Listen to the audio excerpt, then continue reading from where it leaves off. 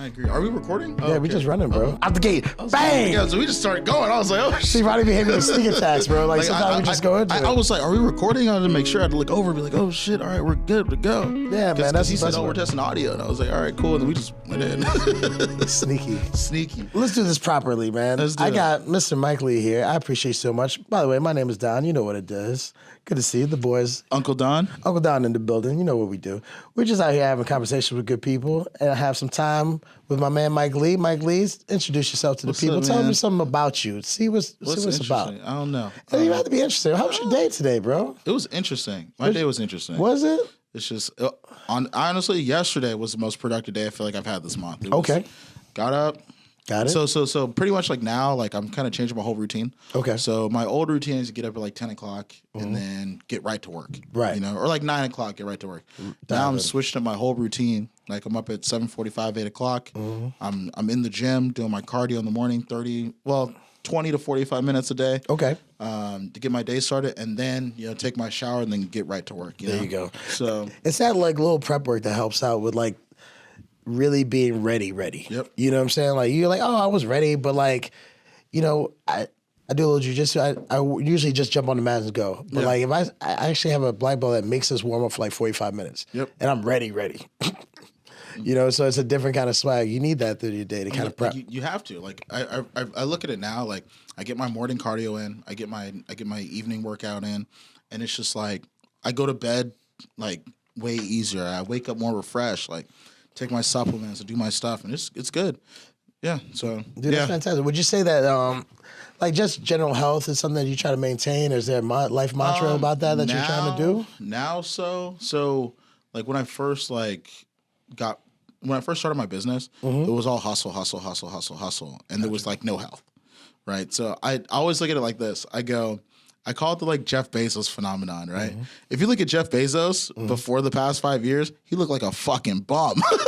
He was working hard, like bum, like dude, like look at all his photos, and then now he made $1 billion, shaved his head, works out every day, like you know what I'm saying? Like, like it gets to a certain point where you feel like, okay, I'm good here. Now I can start worrying about myself versus worrying about all the money I need to make. Right. And then there's that level where it's like the switch of, okay, boom, Well, I mean, I think that's got to be the healthy balance, right? I mean, like, but people don't see it as a healthy balance. I think what you're talking about is kind of the sacrifice reward kind of deal. Because people always like, oh, sacrifice. It's not just about sacrificing. It's how and where and when you sacrifice for that payoff, bitch. I'm still trying to master it myself. Like, I have problems, I have setbacks, but like I stay on the overarching, I'm trying to win. This is the way to win at the end of the day, not right now. And you arrange it anyway, but like you're saying, like there's nothing wrong with sacrifice, but if you do it the right way, the window is small and the reward is a large window. Yep. That's the way to try to play it. So, kudos to you for realizing the balance. Yeah, I mean, like it took me a long time. I was like, damn, like I need to start working out. Okay, I need to get. So when I was in college, like Ronnie will tell you, I was a gymaholic. Like I was in the gym 2 hours a day, 5 days a week. Because engineering program, you're stressed out, and that was our only stress reliever. Right. It was go to the gym all day, and then go study. Right. And then do the same thing next day, and it was just kind of like, that never ending cycle. Yeah. And then when I graduated, it was just kind of like I was like, all right, I'm working, I'm trying to build my business, doing all this stuff, and it was like, all right, cool, so. I never made time for my health and working out and things like that. It wasn't until recently, like when I moved out. So I moved out of my mom's house about 2 years ago. And it was then I started taking like my whole life really seriously. So I'm like, all right, it's me that I'm responsible for. Like I got to be a man, Yeah. Like, all right, I got to take care of my family still. I got to, take care of myself. I got to take care of my business, And I don't have I'm not in a relationship or anything. So I have to, I don't have that fourth level.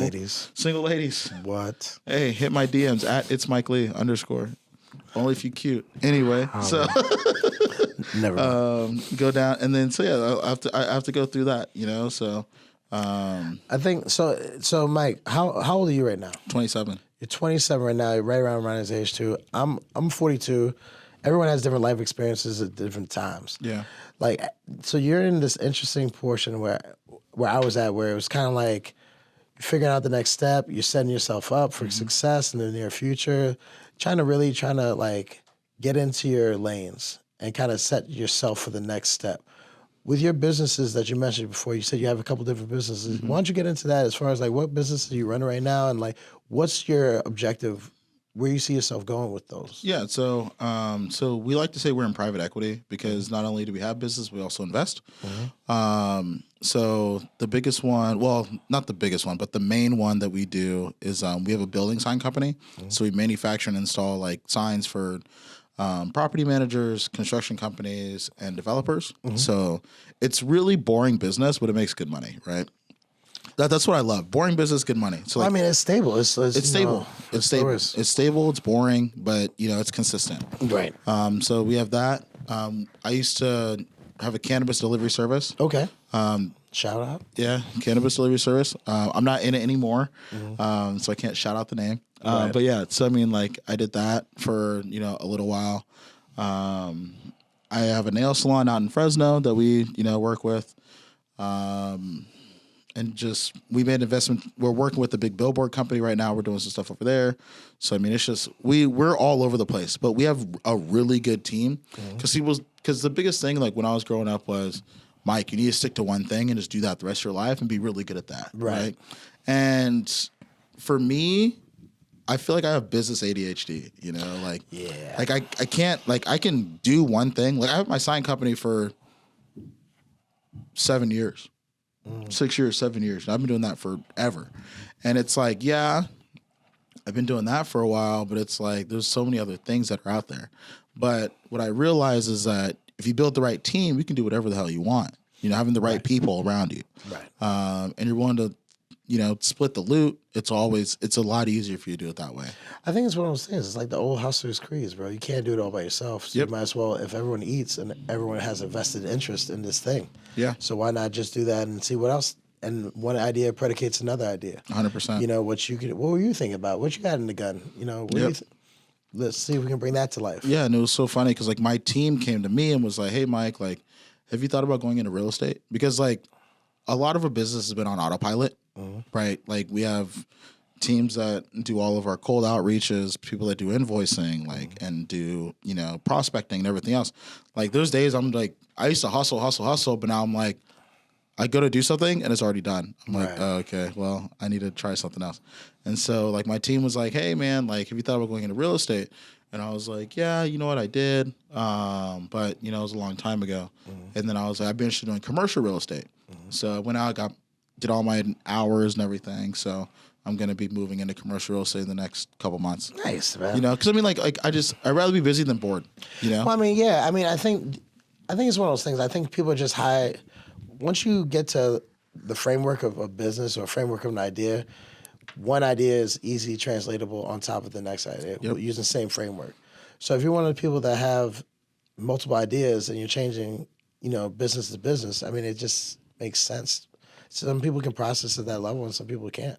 It just it is what it is. It's like some people are movers, and some people want to move around and do a lot of different things, and some people want to focus on one thing the rest of their career. You know? Like, do you attribute that to anything? Like, on some of your upbringing, is there anything you think you're just straight up ADD? I'm for sure ADD. But like, do you experience that? Because I feel like we process at a different rate. So I mean, I think like the Elon Musk of the world, they're on the spectrum, different people like that. I think it's actually in some people a real attribute, And if you know how to process it, I think it works. Or do you think it's just somebody that put into you a solid work ethic that you could never just stop? I mean, so like kind of like my upbringing, like there was a point in my life where it was either like do or die type deal. It's like either I work to provide for my family or I stay homeless type deal, Yeah. And so I had to work super hard to like get things going. And over the years, I noticed that being in that environment and then post college being in a very a deadline intensive, always having to worry about like, okay, is this going to close? Not going to close? Like I developed really bad anxiety, and it's like the gym helps me manage it. Okay. But there's been times where I'm like, oh shit, like my body just goes on autopilot. Yeah. But it's like, it just kind of goes out to do it. And that's one of the things you got to deal with. Like if you're starting your own business and, there's a point where you're really worrying about, okay, like I need to pay my rent versus like, okay, I need to pay my rent, need to pay my car note, need to pay this, need to pay that. Like, and you worry about that a lot. You start to develop that like Well, it's the ownership to that. I mean, no one wants to see something that they birthed into the world die. Exactly. You want to do your best to keep it alive, keep it facilitating. And if you have any kind of salt to you, it's your thing. So you don't want everyone has a baseline of narcissism. Mm-hmm. No one wants their project to fail. 100%. So, I mean, you're just going to hustle hard and it's going to bother you. And if it doesn't, I think there's something wrong with that. Yeah, man. I agree. I mean, like, dude, you really, if you own it and you love it, like, you really got to push for it. That's the way I look at it. I always say that you got to own it, love it, push for it. Push for it, fight for it, man. That's the only way, man. So we were talking. That's a lot of projects you're working on right now. Yeah. So do you have a large team? Is it like a 5-man team? Is it a 30-man team? So shout out the team, bro. Yeah. Shout out So the squad, squad's where it's at. Mm-hmm. So customer facing team that you'll see. There's really 3 of us. Well, 4 of us customer facing, but like we work with like over 40, 50 different vendors for different projects. So this kind of like overall, it's kind of more of a network, and you have special relationships with certain people that help you facilitate your goals. Mm-hmm. I think that's the way to move, man. I think, it's so funny, man. I think the successful people, especially out here, they understand those ethos of like, you don't really get by without the next person. 100%. And not like get by, like get off on the next person. It's like constructively, creatively, maybe financially at some points. It's a collaboration. 100%. And if you move it with a collaboratory mindset, then you get to achieve a lot faster. I agree. And I think that like it's interesting that we can see that in business, but that we don't try to relate that to humankind or just your neighbor or just the network anymore. I feel like we're starting to move away from that. Do you think there's anything that you think you attribute to that? Not on top of my head. I mean, it's just I feel like people realize that there's a lot of people want to do it on their own. There's a lot of people that are like that. That are like, you know what? Like, I just want to do it on my own. I can do it. I can do bad by myself. Yeah. You know what I'm saying? Yeah. And there's a lot of people in like our community that say I can do bad by myself because of, the whole like single mother, single father thing, like, one parent household, like whatever that is. And it's like people get in that mindset where I don't need anybody else. But until you reach a point where you say, okay, well, you know what? Like, I can even get my kid into this world by myself. There was a doctor, there was a nurse, there was, like the father was in the room. Like there's a whole bunch of people in this room just to get you out. Right. Just get me out, And people don't realize like and even since the beginning of time, it always took a village. It was someone who was there, hey, I'm gonna, take care of you, like, before the hospital. Even then, the nurturing, like, and then there's nowadays we have like the doctor, okay, I'm here, And if you have to, go through other further steps, there's always someone else. There's not just you. And when people really realize that and they say, you know what, it has nothing to do with just you and it's us, that's when your whole mind frame shifts. Yeah. Your whole mind frame shifts. And the other thing I feel like is there's a point where you have to look at, have you made money before? Have you made a lot of money before? Okay, great. Have you lost it all? And what does that comeback look like? Right. And then it's because when you make a bunch of money, you're on your high horse. Oh yeah. You're like, oh man, I'm the man, like I'm the shit. Like I don't give a fuck about nobody else. It's about me. And then when you lose it all, you're like, damn, like you have to ask for help sometimes. Hey, you know what? Like, yeah, and you have to admit to yourself that you fucked up. Or that you messed up, or whatever it was. And then that comeback story is where you come back stronger than before. Yeah, I think that's the interesting point. I've faced that kind of adversity in other aspects of my life. Mm-hmm. Not, even as someone that's a little bit older in age, in my 40s, I never had the financial lessons, and now I'm finally starting to book them in, starting to really understand how to move. Mm-hmm. So it's interesting, like, I find that when you translate lessons, the second lesson isn't that bad. Yep. So like I made a mistake financially. I got knocked on my ass in life. I made a mistake financially. Oh, we correct this way and we keep it pushing. Yep. And now because of the first lesson, I'm able to move better financially. 100%. Credit score is up. I understand how generational wealth now. Yep. I'm working on things with, for my son to put him in the best possible light instead of putting the bills in his name in the negative way that they used to do it to my generation. Mm-hmm. And I think it's really generational, man. I think that it's like, you guys don't get the credit and the roses you deserve. And I talk up and down. There's, they always say shit rolls downhill. Positives roll downhill too. There's different ways of looking at these negative and positive attributes. Yeah. I feel like your generation, 28, 32 now is the third generation, if you think about it. Just like you said before, you moved from a generation that was, just work and shut up and don't do anything. And we and my uncles saw that mentality. And we went to work with a strong work ethic, but we also had opinions because we saw how things were moving. And then we have children, and then, it's that gap between our kids seeing how things really are in the world from the stories, knowing the people that are telling the truth, and they're still more intellectual because there's no great wars to fight right now. So they look towards more intellectual pursuits on how to move the world in a better place. And I think that third generation is the most important generation to everybody because that's the one they expect the least from, but they're the ones that, if heard, give the most benefits to the overarching. No, you're right. I mean, it things get passed down, and I feel like there was something that I heard the other day, like when there's wars, like so our grandparents fought in wars, and so they weren't taught to be free thinkers.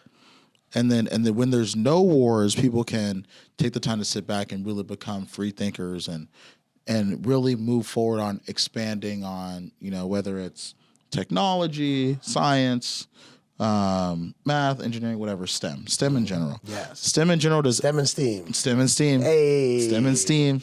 A's for art.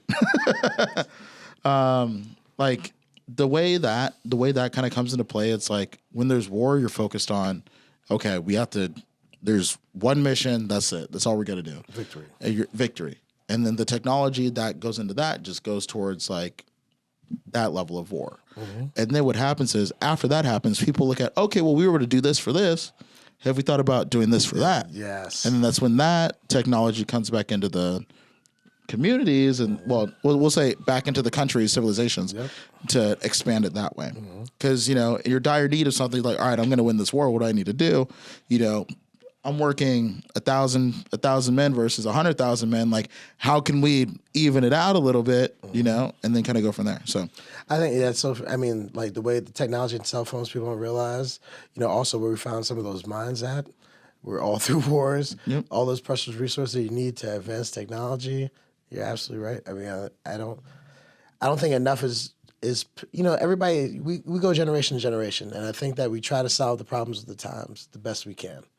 But I don't think enough, onus is paid to the process. Like, everybody's getting canceled left and right. Whatever happens, whatever people do, that's their life. But you going back 20 years to reference something out of character for today's standards, I think that's total bullshit. It's kind of it's hard to do, like, because I'm 42, so I remember the old classic Sean Connery clip when he was on Barbara Walters saying that it's okay to slap chicks.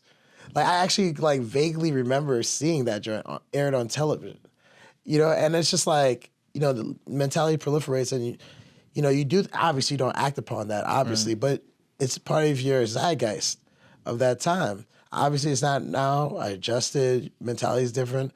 But, all these little subtle cues always play out, and they always keep going. So, as we get better, it also goes that way, too. I want to do better. I want to stay current. I want to see what the technologies are going on. I want to see how we can continue to better mankind. That's where my path has always lied. Yeah. In order to do that, I have to stay relevant, and I have to talk to people younger than me. So if I don't do my due diligence to stay flexible in what's happening, then I can't really achieve my why. Yeah, I agree.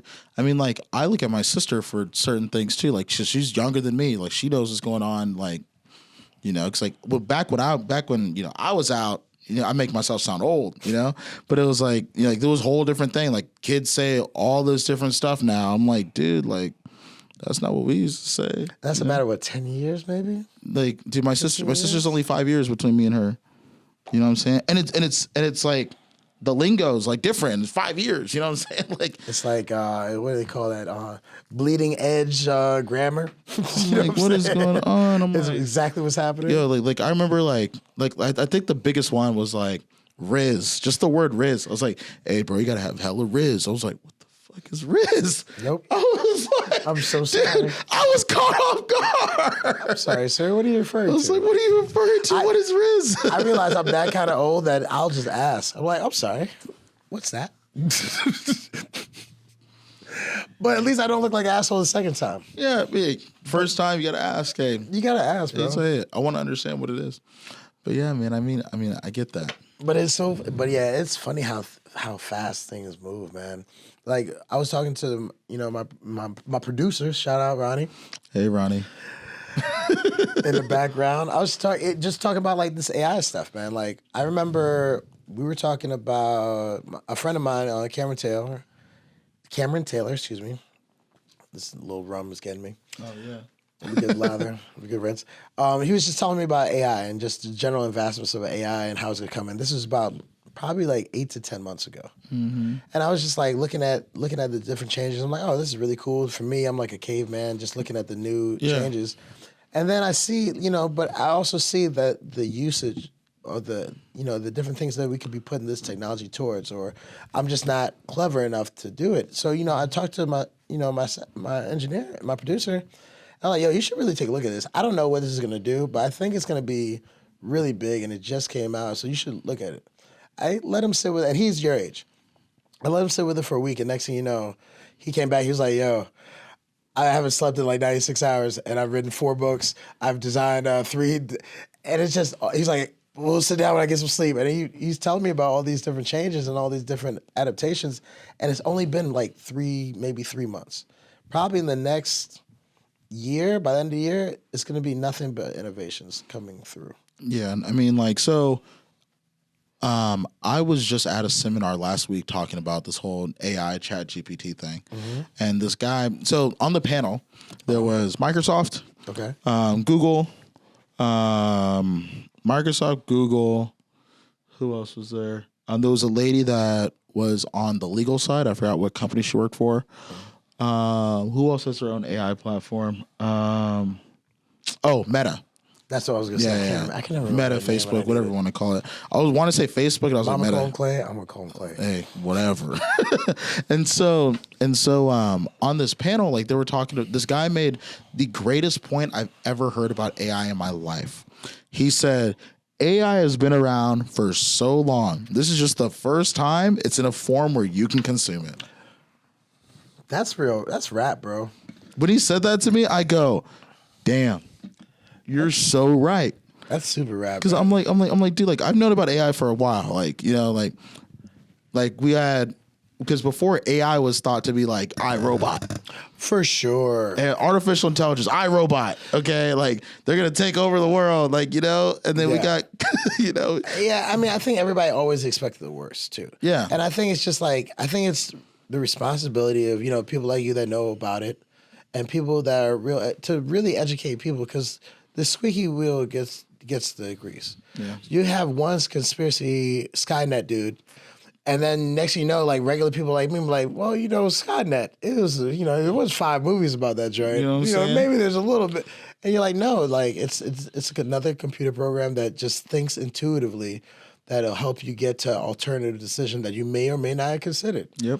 And you get there through processing speed. A lot of things are like the speed at which you get to an idea. Yep. And that's what's increased by the AI technology. Yep. To the best of a crow, I would say it's easy, but a caveman just did it. Like I don't know a lot about this stuff, but it's just what makes sense. Yeah, I mean, like it's cool, like what has opened up through ChatGPT, through all these other open AI platforms. It's like, whether it's creating photos that are based on, inputs, right? You put an input, it says, give me a photo based on this.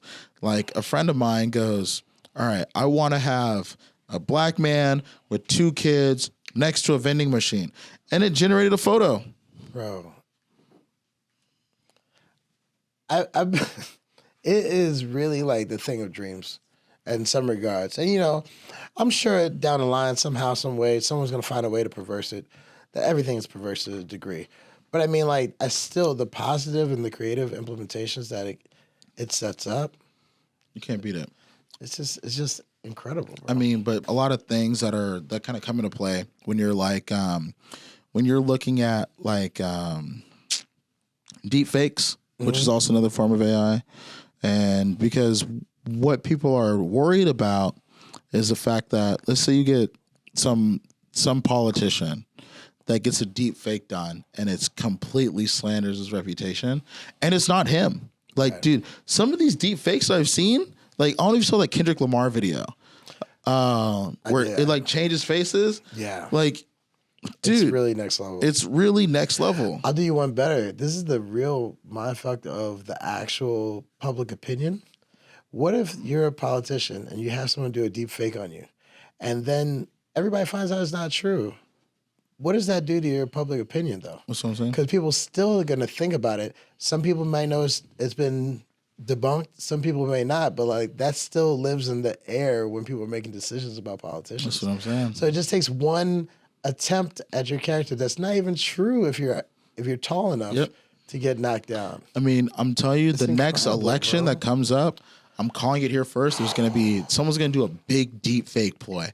I call it here first. What is today's date? Today is 22nd, 222. Feb 222. Mike Lee says deep fakes in the next, 2024 candidacy. I'm telling you right now, it's going to happen. I'm calling it. I would totally believe that. Because there's no way. Especially like at the speed at which AI is moving right now. And it's going to come from out of the country. Because so check this out, right? If someone launches a deep fake on you out of the country, what are you going to do? There's no repercussions. There's no repercussion.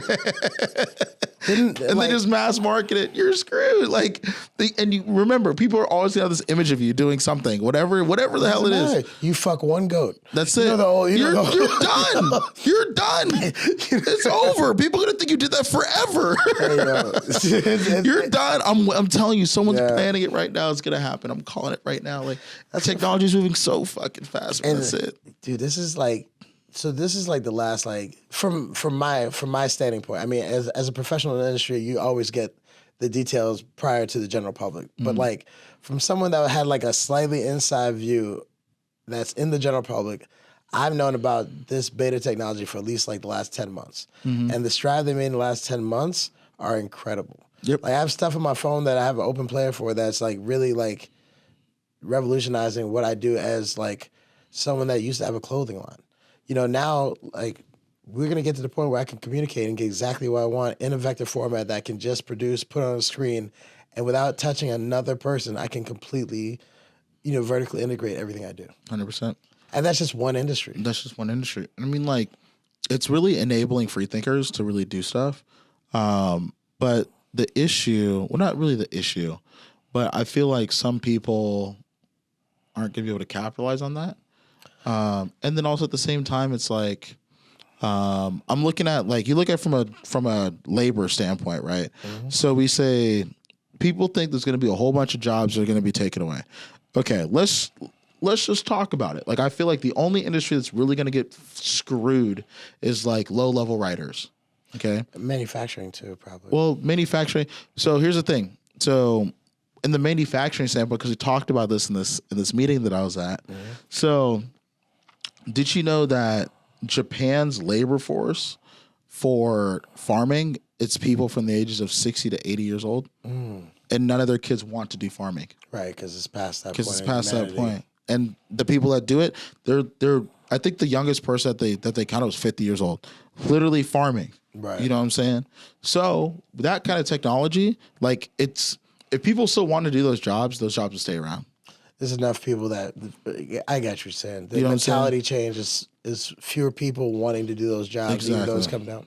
That's fair. I mean, like, dude, like 20 years from now, like, there's going to be very low percentage of people that want to do farming, that are farming. So you need to do something to keep up with the rest of the world, which is where the machines come in to help support that effort. Right. But now someone's got to service the machines. Right? So you translate your knowledge. So you move from the farmer to the farmer technician. Exactly. I mean, that makes sense.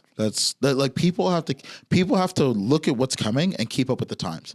Like, people say, hey, they're taking away all these jobs. Well, go study for another job. Yeah. Like, go prepare for, like, you see it coming, so go prepare for it. Right. And like, I might get a lot of backlash for that. But I mean, like, I'm looking at it and I say, all two of you, no backlash. Hey, all two people watching right now.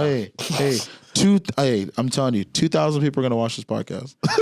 Dude, that's great. We're going to have 2,000 people watch this. But this makes sense, though. I mean, and I think these are the talks that people don't have about AI. I mean, I think that, like, as someone that's never been artistic, that had, the creativity bottled up, this is the perfect thing for like people like me that have something they want to get off. If they just had this, or they knew this person, now they can just put it all in AI and see what goes.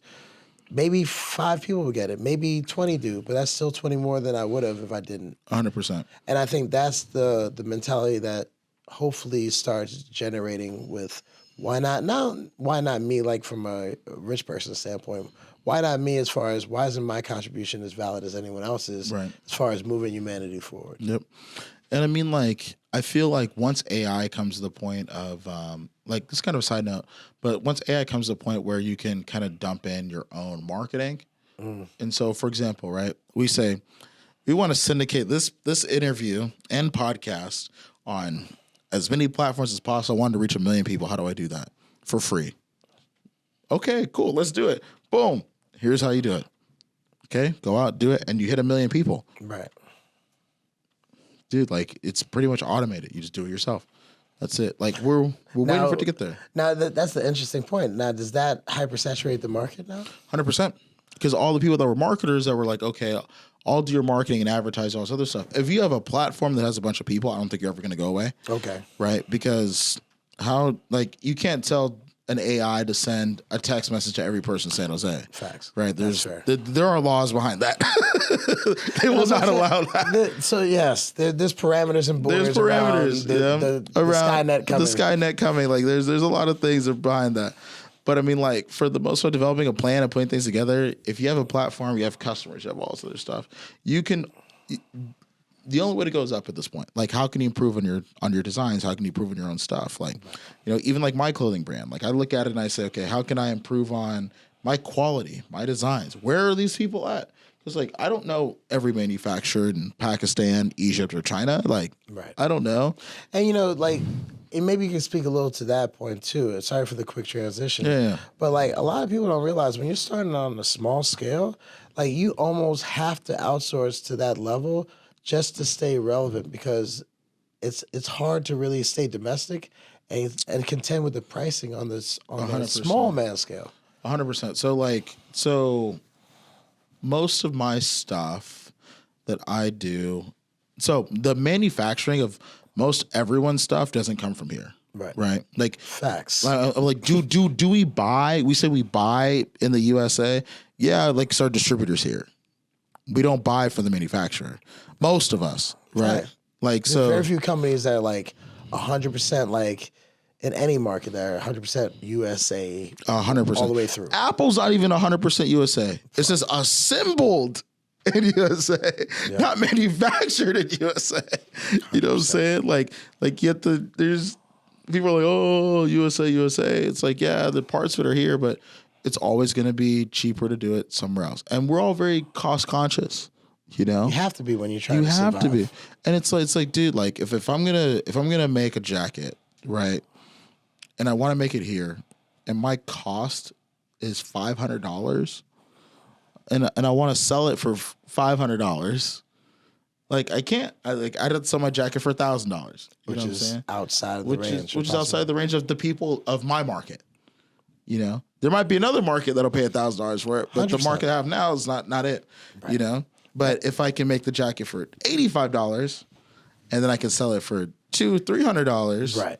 That's the margin. There's a market. To survive. Exactly. I could sell 10 of those versus, it'd be great if I could make $500 margin. Right. But it's like, it's not practical. It's not practical, No, the margins mostly, I think most of the margins I saw for outerwear is like 60% if you're doing it right. Mm-hmm. Margins for like even jewelry. Jewelry is a crime. The margin for jewelry is like at least 75%. It's robbery. It's crazy. It's robbery. But yeah, so I mean, a lot of people don't put those things into focus that like people try to stay in these margins is necessary for them to be able to sell at certain price points. But it is what it is. A lot of people have a false dream of what's possible. I mean, it's all about marketing too, right? Like I don't knock anyone for their I don't knock anyone for their hustle, right? Right. Dude, if you get someone to buy your knockoff gold chain for $10,000, but you market it as a knockoff gold chain and they still buy it, cool. It's still authenticity. But if you lie about it, it's a whole different conversation. Right. But if you say, hey, bro, this is at this is not toxic, like, like gold chain, bro. Hey, it's plated. Hey, but bro, this is not toxic, bro. It's my brand, bro. It's gonna cost you, 10 G's. All right, cool. I'll rock with you. Cool, great. All right, you get your money. That's your hustle. Like, it's cool. Like. And I think that is in actuality the new hustle. Like, I look at when I started, like, I had a super small clothing line, 10 years ago. But like the product was quality, so that was my platform. I looked around the market. I saw all these big brand names, and things are falling apart. They send their lesser quality stuff to the places where people can actually afford, and then you get in trash stuff all over again with a name on it. Hey. So I mean, I think that the whole point behind, shopping small businesses, doing things like that is because they invest the extra time into making sure that their quality product is being sold and received by the consumer. Yeah. I think that's the whole point. And when you start moving back from that, you lose out. And of course, dude, I go to Target all the time, man. I'm not gonna try to sit here and act like I'm going through indigenous villages, in, Let me in support Alaska and shit. But like, when I can, I do. And I think the more of us that try to go that route, it'll be a little bit better for everybody. But on the same topic, like there's two things I want to say. So even those indigenous villages, you now have access to them through the internet, and they can sell their products for more than what they're selling it for locally. So everybody really wins, low key. Everyone wins the internet. Like, unless you're like, hey, back in the days, we would have shop used cars. Now everything's the same price. All right, this Honda Accord is going for $5,000 over at Chevy because the network is Chevy dealership. Yeah. Okay, but Honda's got it over here for $5,000 too. What's the difference in two cars? Well, they have to sell it around the same price because this guy's selling for this price versus that price. It works out until they team up and they say, okay, this car is $10,000. But well, yeah, I mean, and that's capitalism. Yep. Hey, that's what it is. And then you have Kelly Blue Book to say, hey, you're both trash. To keep everything together. So it's the whole way this thing goes is so interesting. We like getting to know everybody. I appreciate that, the perspective and the views, and updating on people on what's actually happening, and kind of like a mid-tier kind of liaison of information between people and Skynet. So they know what's happening with this stuff.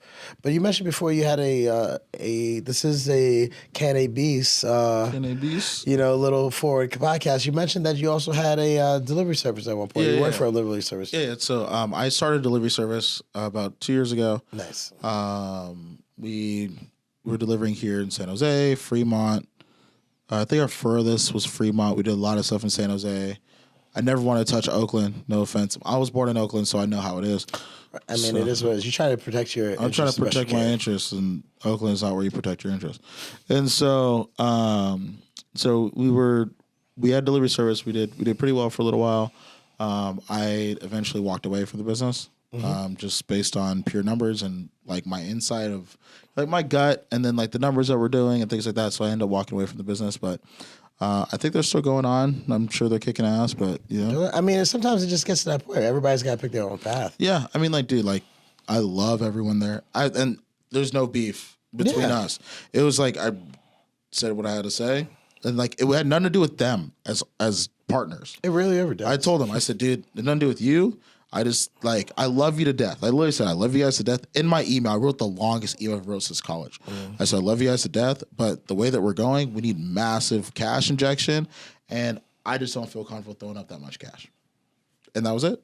And that's usually where it comes down to. And you just gotta, you have to watch your margins. Yeah. If you don't believe in it, then like to the point where I said, hey, I don't want the money back I invested. Like this is the risk we're willing to take. Keep it. If you whatever. Figure it out. Yeah, we'll just go down the line. That's it. Did you feel like, it's interesting you say that because, it's something that, gold rush wise, coming from the East Coast to the West Coast, getting new connections, the streets are paved with gold. You try to enter in that margin. And I found that it was obviously a lot more difficult than I thought it was as far as being in California, the regulations associated, the taxes you have to pay, the things you have to go about to make sure that you can wind up on a Leafly and not worry about getting raided at the same time. Oh, dude, I will tell you all about that. So I'll give you the whole insight. So I had a call yesterday with somebody. So there's a YouTube video out on me that talking about like the whole cannabis delivery service, like $1 million a month. I was talking all about that. And so I get a lot of hits on my Instagram, people that see that video. Right. Apparently, it's like the #1 video on cannabis delivery right now. I had no idea. Oh, that's right. Like someone else remixed my video and talked about the video that I made. I literally talked about cannabis delivery for like 10 minutes. That's hilarious. And everyone was like, "Oh, this is crazy lit. breakdown." Dude, literally, like my DMs flood like all the time. That's nuts, bro. You know, so and I was just speaking the truth about the industry, and it's like here's the thing about the cannabis industry, right? California cannabis industry, you pay sales tax and you pay excise tax. So if we look at the industry, if we look at the industry, we say, okay, you go and you can buy an eighth for $30 on the street. That same eighth at the dispensary is $65. $65. You know? Facts. And you're like, dude, I can go to my street guy and pay $30, but go to $65, you know? Because people just don't want to feel like it's like ghetto. Like, you know, I don't want to feel like I'm going to a dealer, like I'm breaking the law, you know? Yeah, all right, you know, I can now just go to my dispensary. I'll pay double the money, but I'm not breaking the law. Like it's all good, you know? Right. And so it's kind of, there is a credibility with it that it's kind of built in. Your grandmother can go there without getting robbed, and she's gonna be fine. You'll be all right. We'll educate while we're there. Don't worry. Hey, we have pre-rolls, we have gummies, we have, you know, regular flour, anything you like, we got it here. It's okay. Right. Now give me $200. But in reality, but because like literally, so your money, that 50%, it's damn near 50%. Yeah. You know, the tax is 50%. Yeah. It is insane. It went up in the last year and a half, too. Really? Yeah, because I remember I was, you know, I was over by a club. I won't shout it out. You know, I love him, respect him, but, you know, it is what it is. I was at a club and I lived on that side of town. And I always just go there. And then I remember after the new year, I checked my receipt. I was like, oh, snap. And it's not something they did personally. It's like, it's statewide. Like they upped the taxes. So it's almost like 40%, like 42%, I think. And that tax goes to you. Yeah. Like they're not going to pay that tax. No, they translate. It's just like anything else. It's like when you're at the store and they're like, oh, that's if you use your card, it's extra X amount of dollars, extra 75 cents, extra $2. That goes right to you. It doesn't, you know? So the industry is, the legal industry is very interesting. You know, because they want to make it easy for, like you said, grandma to go, you know, I want to get a joint. I think it's overall, and that's kind of why I'm also doing this. I'm also a brother in arms. You know, it goes both ways. This is the price to be legitimate. This is a giant PR. Honestly, to me, like that setup is to pay taxes on the back end for the big PR overhaul. To make sure that weed isn't reefer madness anymore and it's more like accessible for the glaucoma patient that needs a little relief, or the person with a little bit of pain, which is, at the end of the day, if you really think about it, that's really the goal, to get everything more accessible, more digestible, to kind of help everybody out, you know? So it's kind of like, you know, the devil's pie to kind of get to the real stuff, you know? Yep. So, I mean, I think that's just the price we pay, unfortunately. But it is interesting, though. I would like to see. It's kind of like lottery money, man. Like you say that goes to schools, but does it really go to schools? Dude, like so this. The funny thing about the whole cannabis industry, like before people got into it, the guys that got into it first, like legally, were all like heavy trappers. Like paid stupid money, right? And they're like, all right, this isn't gonna last forever, so let me go legal. So because like, so for example, when I had my when I talked about cash injection, I know dispensaries that were dropping $100,000 a month on marketing, you know, and like we were dropping 15, 20 grand a month on marketing, and marketing is just Weed Maps, right? And Weed Maps is a mafia. Like I will tell you right now, I hate Weed Maps with a passion. If you're going into delivery and you're on Weed Maps, I pray for you. Like they do not care. So the only platform. And there's no one else I can compete with them. And it's like, no, they got it boxed out. Yeah, they got it boxed out. It's literally a monopoly. Like there's no one else that's got the same reach. And it's like, and they take advantage of that. So like you're spending 10, 20 grand a month and you're like, damn, like, and the other thing is like you can't do Google ads. right? Because it's still federally illegal. You can't do Facebook ads because it's still federally illegal. Facebook ads is a big old war on drugs.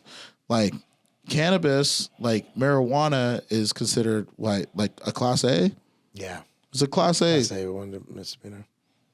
Yeah. I'm like, bro, like. It can be, depending on where you're at in the country. But I'm like, dude, class A. What else is class A? Heroin. Yeah, heroin's a class A. Same schedule. It's schedule. What's schedule? Schedule 1. Schedule 1. Like Schedule 1. I think so. Don't quote me, please. I don't know, something like that. But it's in the same category as heroin. It can be, yeah. Like, or coke. Like, you know what I'm saying? Like, it's so crazy. Like, I don't smoke. I've never smoked in my life, which is crazy. That's cool. Yeah, I've never smoked a day in my life. I think I made up for your non-smoking. Hey, I'm glad you did. Someone's got to do it for me. What do you, like, so you say you haven't smoked. You obviously been around this. You've been in California for, many, many years. So you deal with this all the time as far as being a non-smoker in a lot of smoking situations. Yeah. Do you find it to be like troublesome? Do you see where the direction's going? Do you get the purpose of it? I mean, like, so the reason why I don't smoke is I have a heart condition. Okay. So my heart rate can't get too low. Yeah. So like I can't smoke due to condition. Gotcha. Even if I could smoke, I never it's one of those things like I never really wanted to, and it was like like it's like going to Hawaii. Like I never really wanted to go to Hawaii. Right. That's cool. Like I never really wanted to smoke either way. I feel you. It's just like I have, absolutely. Everybody had different strokes, different folks. Yeah. So like I never had a need to want to do it. I don't think it's bad or anything. Like, yeah. I don't care. Like, dude, some of my best friends smoke. Like they smoke all the time. And it's like, all right, cool. Like, bro, do your thing. Like I think it helps a lot of people. It helps a lot of people keep themselves sane. Yeah. Right. I know some people like that are really just very like their mind moves very quickly, and they need to slow down for their own mental, and it helps them with that. Like it helps a lot of people with things that go on, like cancer patients, like we talked about, glaucoma, like all this other stuff. Like there are a lot of benefits. And I think we're at the point now where it's so accessible. I look at it where like in Europe, people start drinking at 16. Right. Right. And Europe doesn't have the same. You would have kids getting drunk and plastered all over the ground, right? Does it happen sometimes? Of course, but not like it's not like here. No, it's not. You know what I'm saying? You turn 21, every college kid's blacked out drunk at SJBG. Like there's a weird it's a hard finesse though. It's hard giving access to it to get you used to it, but at the same time, trusting that you're not going to abuse it. Yeah. But I think the only way to do it is to do it though. Yeah, and I mean like we're at the point where people are kind of. Okay, people get it now. They say, okay, cool, I know where this goes. I'm more responsible about it. And so that's kind of like how that whole thing shuffles. What up, Pimpin'? What's up, dog?